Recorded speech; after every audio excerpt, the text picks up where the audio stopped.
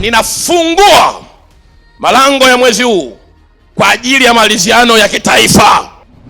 Siku ya Jumapili ya tarehe 5 mwezi wa 7 mwaka 2026, wakati wa ibada ya kinabii yenye mlengo wa unabii mzito kuhusu nchi na sadaka ya amani, mpako mafuta wa Bwana MWB James Onea akiwa katika hali ya kuliombea taifa hili alitoa unabii mzito kuhusu kufunguka kwa mlango wa maridhiano ya kitaifa nchini Tanzania. Na haya ndiyo yalikuwa maneno na maombi ya unabii huo. Lakini Baba, katika jina la Yesu mwana wa Mungu, mwana wa Daudi, ninatamka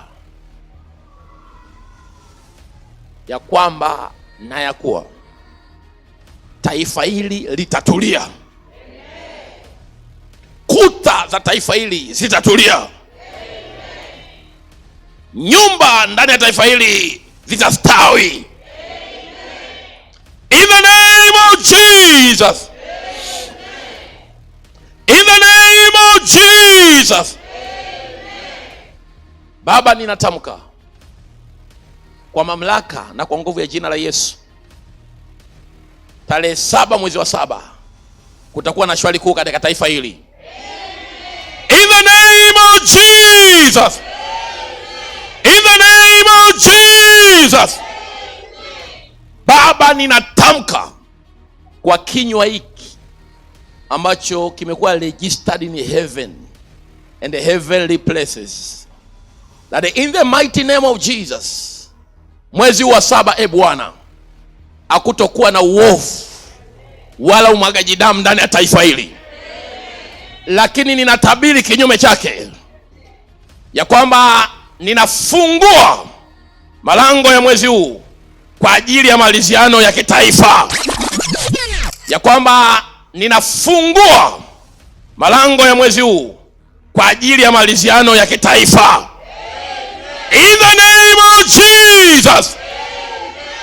Basi mtu wa Mungu, ikiwa ni siku 4 tu baada ya mtumishi wa Bwana MWB James Onea kutoa unabii huo, tumeshuhudia utimilifu wa neno hilo la unabii sehemu ya kwanza. Kwani siku ya Alhamisi ya tarehe 9 mwezi wa 7 mwaka 2026 kumetokea tukio la maridhiano ya kisiasa kati ya vyama vikuu vya Zanzibar, yaani Chama cha Mapinduzi na ACT Wazalendo, yalifikiwa rasmi baada ya viongozi wa pande hizo mbili kusaini tamko la pamoja.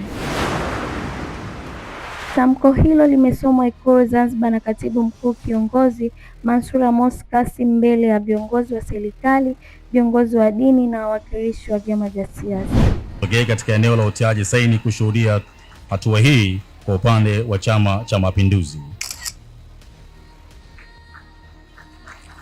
Naomba tupige makofi mengi. Hafla hiyo pia ilihudhuriwa na Rais wa Jamhuri ya Muungano wa Tanzania Dr. Samia Suluhu Hassan, ambaye naye alisema ya kuwa staha na maridhiano si udhaifu, bali ni ukomavu wa kisiasa unaojenga misingi ya umoja na kuheshimiana.